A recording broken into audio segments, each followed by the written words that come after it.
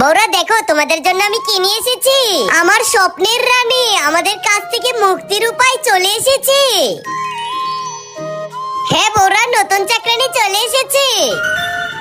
এখন তোমার কারণে ঘরের আর কোনো কাজ আমাদের করতে হবে না। এই নতুন চাকরানি আমাদেরকে বড় বড় চোখ করে কি দেখছে। পুষ্পা ওকে বুঝিয়ে দে কি কি কাজ করতে হবে। সবার প্রথমে থালা বাসন ধুতে হবে। আপনি কোনো টেনশন নেবেন না, আপনার কাজ একদম ঠিক মতো করে দিব। এই চাকরানি কার সাথে কথা বলছে? ওকে আমি থালা বাসন ধুতে বললাম আর ও এখানে দাঁড়িয়ে আছে। চাকরানি চুপ করো, তোমাকে না থালা বাসন ধুতে বলছি। থালা বাসন ধু গিয়ে, ঘেচেং ঘেচেং ঘেচেং। জানি না কার সাথে কথা বলছিল। বউরা চটপটি নুডলস খেতে মন চাচ্ছে।